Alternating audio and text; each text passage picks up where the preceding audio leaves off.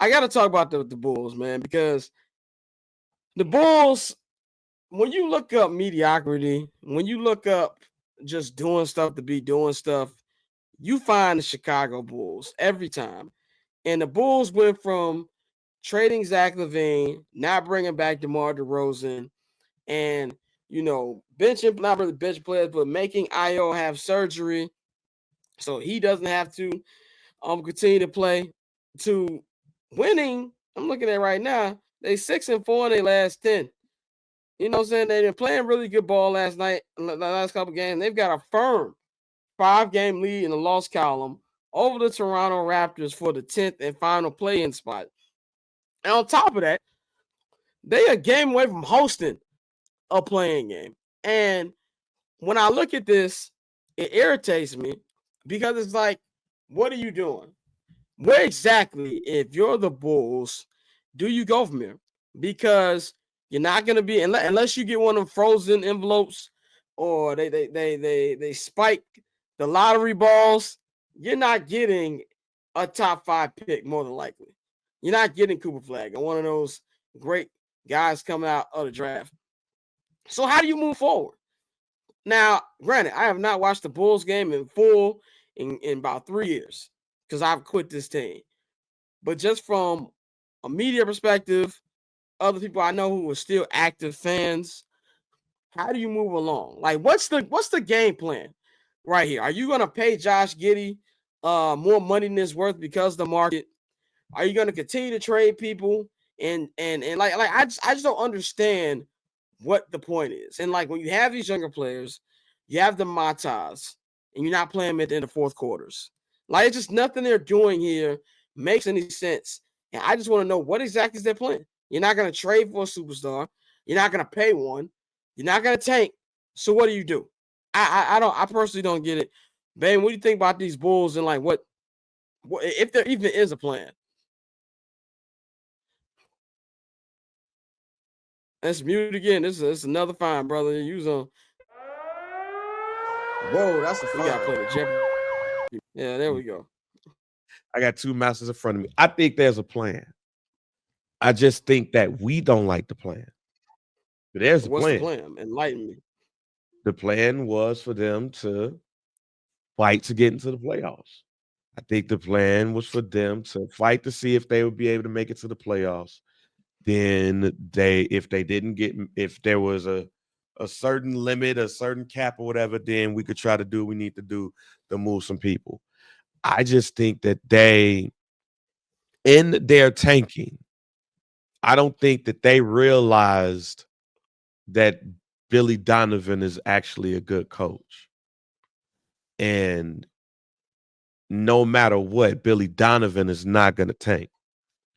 And I don't think they were trying to tank either. Hey, we'll be competitive, but if we lose, we lose. If we win, we win. This team without Zach LaVine looks like a very well coached young team, young squad. Mattis looks hella decent. Kobe White looks hella decent. The team, as constructed, looks decent, as a good head coach that's going to coach them up, and they're still hovering around that playing game. You would have had to trade Kobe White and everybody else on that team but Mattis in order to just die. Okay, but even with that, let's just say they make the. We just don't like the plan. Okay, but even it's like, okay, but it's not. I can see if they're like the 6th seed or some shit. Like, you're in a play-in. Again, a play-in, by the way, a play-in tournament game. They've never won one. By the way, Yeah, like that. Like, that's the crazy. But they've never won a play-in game. So it's like, it's not like 2021, 2022 where they were actually in the actual playoffs.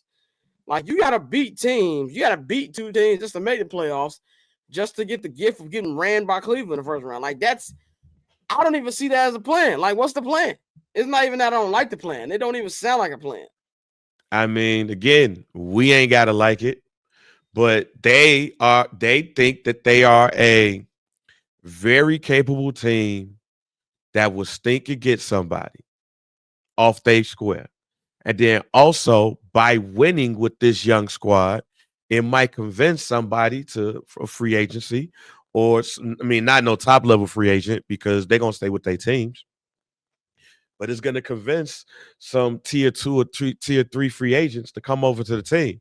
Like if you look at AK and you look at Denver, like it wasn't nobody, there wasn't no big name free agent sliding on over to Denver.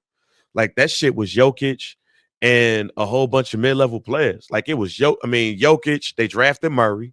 They didn't and Murray was what, a mid-round pick, not even Yeah. like he was a mid-round pick. You had players on that team like Gary Harris and stuff that was drafted between like 14 and 21 and stuff.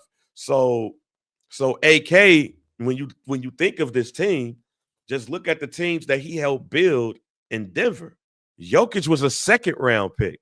They didn't necessarily think they was gonna do that. They had, matter of fact, they had Jokic and I forgot my man name that's in Phoenix, but then they traded his ass. Nurkic. Yeah, Nurkic. So this is the way if you look at those Denver teams, this is the way that they built those teams, and over time, plugging in place some players, drafting high and getting Michael Porter Jr., being able to luck up on Jamal Murray and things of that nature. Now you have a perennial